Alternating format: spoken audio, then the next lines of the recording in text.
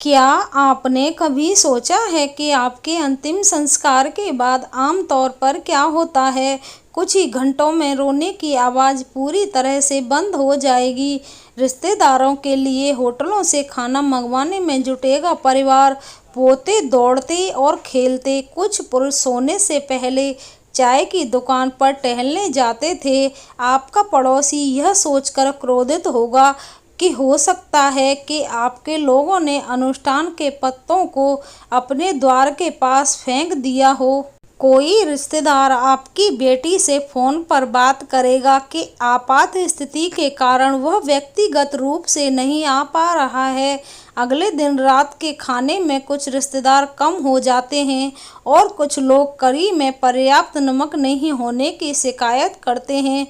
विदेशी संबंधों ने गुप्त रूप से पर्यटन की योजना बनाई होगी, जैसे कि उन्होंने वहां के रास्ते पर इतनी दूर कभी नहीं देखा था। एक रिश्तेदार अंतिम संस्कार के बारे में शिकायत कर सकता है कि उसने अपने हिस्से पर कुछ 100 रुपये अधिक खर्च किए हैं। भीड़ धीरे धीरे छंटने लगेगी। आने वाले दिनों में कुछ कॉल आपके फोन पर बिना यह जाने आ सकती हैं कि आप मर चुके हैं। आपका कार्यालय आपकी जगह लेने के लिए किसी को ढूंढने में जल्दबाजी करेगा। एक हफ्ते बाद तुम्हारी मौत की खबर सुनकर आपकी पिछली पोस्ट क्या थी यह जानने के लिए कुछ फेसबुक मित्र उत्सुकता से खोज कर सकते हैं। 2 सप्ताह में आपका बेटा और बेटी अपनी आपातकालीन छुट्टी खत्म होने के बाद काम पर लौट आएंगे। महीने के अंत तक आपका जीवन साथी कोई कॉमेडी शो देखकर हंसने लगेगा। आने वाले महीनों में आपके करीबी रिश्ते सिनेमा और समुद्र तट पर लौट आएंगे। सबका जीवन सामान्य हो जाएगा, जिस तरह एक बड़े पेड़ के सूखे पत्ते में, और जिसके लिए आप जीते और मरते हैं उसमें कोई अंतर नहीं है।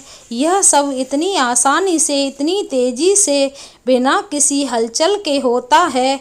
बारिश शुरू हो गई है, चुनाव आ रहा है, बसों पर भीड़ हमेशा की तरह है, एक अभिनेत्री की शादी हो रही है, त्योहार आ रहा है, विश्व कप क्रिकेट योजना के अनुसार चल रहा है, फूल खिले हुए हैं और आपके पालतू जानवर ने जन्म दिया। अगले पिल्ला के लिए आपको इस दुनिया में आश्चर्यजनक गति से भुला दिया जाएगा। इस बीच आपकी प्रथम वर्ष पुण्यतिथि भव्य तरीके से मनाई जाएगी।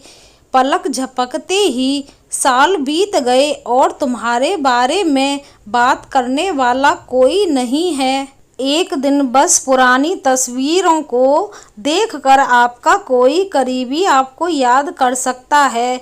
आपके गृह नगर में आप जिन हजारों लोगों से मिले हैं, उनमें से केवल एक ही व्यक्ति कभी कभी याद कर सकता है और उसके बारे में बात कर सकता है। आप शायद कहीं और रह रहे हैं, किसी और के रूप में, अगर पुनर्जन्म सच है। अन्यथा आप कुछ भी नहीं होंगे और दशकों तक अंधेरे में डूबे रहेंगे। मुझे अभी बताओ, लोग आपको आसानी से भूलने का इंतजार कर रहे हैं। फिर तुम किसके लिए दौड़ रहे हो और आप किसके लिए चिंतित हैं? अपने जीवन के अधिकांश भाग के लिए, मान लीजिए 80%, आप इस बारे में सोचते हैं कि आपके रिश्तेदार और पड़ोसी आपके बारे में क्या सोचते हैं। क्या आप उन्हें संतुष्ट करने के लिए जीवन जी रहे हैं? किसी काम का नहीं। जिंदगी एक बार ही होती है, बस इसे जी भर के जी लो।